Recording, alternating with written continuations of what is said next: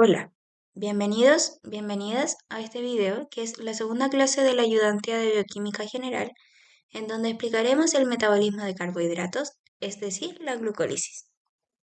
El resultado de aprendizaje para este video es analizar la glucólisis como vía metabólica central en el catabolismo de carbohidratos. Nos enfocaremos en sus fases, las enzimas claves involucradas y cómo se regula específicamente a nivel hormonal. La glucólisis. Esta ocurre en el citoplasma de todas las células. Es una ruta metabólica oxidativa, o sea que se transforma una molécula de glucosa de 6 carbonos en 2 de piruvato de 3 carbonos. Es una vía oxidativa porque utiliza NAD+ y produce NADH. Ahora, ¿qué significa que sea una vía oxidativa? Significa que una parte de la energía se obtiene quitando electrones a la glucosa. Estos electrones se capturan usando una molécula llamada NAD+, que se transforma en NADH.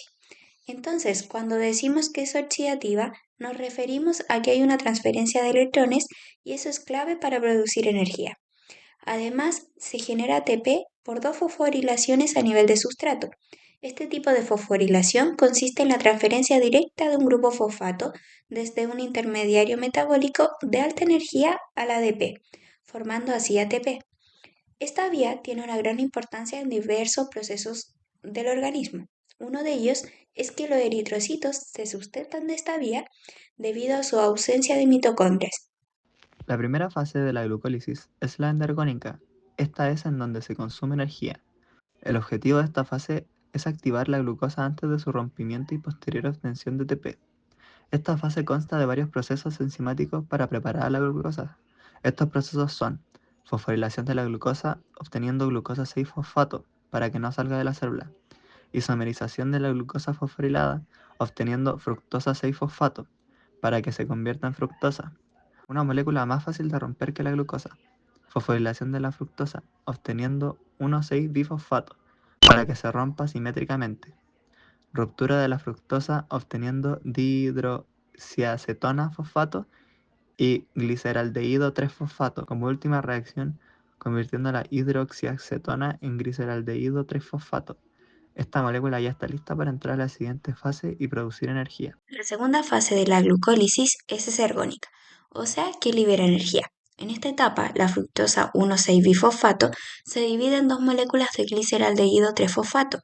Los procesos clave en esta fase son: primero tenemos la oxidación de gliceraldehído 3-fosfato, donde actúa la gliceraldehído 3-fosfato deshidrogenasa, que se encarga de catalizar la reacción, en la cual el gliceraldehído 3-fosfato se convierte en 1,3-bifosfoglicerato.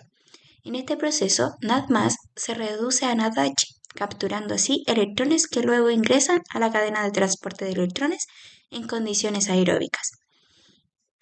En el segundo proceso tenemos la primera fosforilación a nivel de sustrato, en donde la fosfoglicerato quinasa convierte 1,3-bifosfoglicerato en 3-fosfoglicerato, transfiriendo así un grupo fosfato al ADP para generar ATP.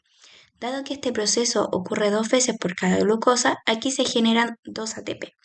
Luego viene la conversión de 3-fosfoglicerato en fosfoenolpiruvato. La fosfoglicerato mutasa transforma 3-fosfoglicerato en 2-fosfoglicerato. Luego, la enolasa convierte 2-fosfoglicerato en fosfoenolpiruvato, liberando así una molécula de agua. Como cuarto y último proceso clave está la segunda fosforilación a nivel de sustrato, donde la enzima piruvato quinasa cataliza la transferencia de fosfato del fosfoenolpiruvato al ADP, produciendo ATP y formando piruvato, el producto final de la glucólisis. Al ocurrir dos veces por cada glucosa, aquí se generan otros 2 ATP, sumando 4 ATP en total. Finalmente, en la glucólisis se invierten 2 ATP en la primera fase, se producen 4 ATP en la segunda fase, por ende, por cada molécula de glucosa se obtienen 2 ATP. También se generan 2 NADH que son utilizados en otro proceso. La fosforilación a nivel de sustrato es un mecanismo de síntesis de ATP en que un compuesto de alto potencial de transferencia de fosfato fosforila al ADP para formar ATP. Es un mecanismo que no depende de la presencia de oxígeno, a diferencia de la cadena respiratoria. El piruvato, producto de la glucólisis, puede ser utilizado en anaerobiosis y aerobiosis. En esta diapositiva vemos un proceso clave que ocurre cuando la célula se encuentra en condiciones anaeróbicas, es decir, cuando no hay oxígeno disponible.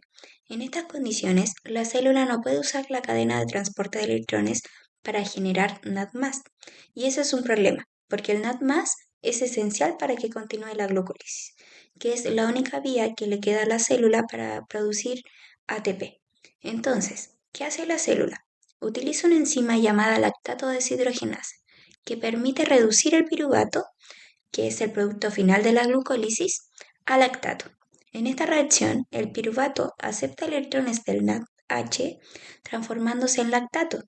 Como resultado, tenemos que el NADH se oxida y genera NAD+, lo que permite que la glucólisis siga ocurriendo y se produzca una pequeña cantidad de ATP. Aunque este proceso es una estrategia de supervivencia metabólica, dado que no se genera tanta energía como en condiciones aeróbicas, pero asegura una producción mínima de ATP que le permite a la célula mantenerse activa por más tiempo en ausencia de oxígeno. Como producto final de esta vía tenemos el lactato, que se puede acumular en el tejido del músculo en situaciones de ejercicio intenso, pero esta puede ser procesada luego en el hígado. En aerobiosis, que se refiere a los procesos metabólicos que tienen lugar con la participación del oxígeno, el piruvato va dirigido al ciclo de Krebs, previa oxidación a acetilcoenzima A por la enzima piruvato deshidrogenasa. La regulación hepática de la glucólisis tiene como enzima marcapaso a la fosfofructoquinasa 1. Es una enzima alostérica regulada por el estado energético donde el ATP la inhibe y el ADP la estimula, los niveles de glicemia o insulina a través de la fructosa 2,6-bifosfato que la estimulan y la actividad del ciclo de Krebs mediante citratos que la inhiben.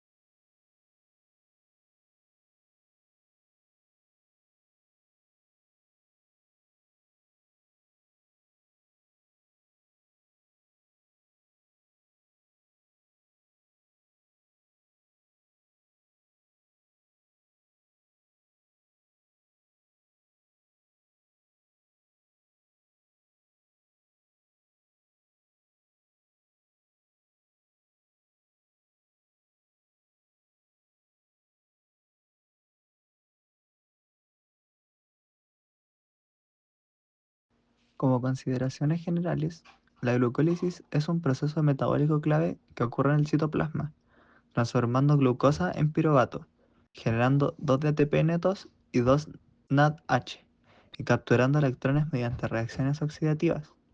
Esta consta de dos fases, en donde una es endogénica, donde se consumen 2 ATP para activar la glucosa, y otra es exogénica, que libera energía produciendo 4 ATP y NADH, con fosforilaciones a nivel de sustrato independientes de oxígeno.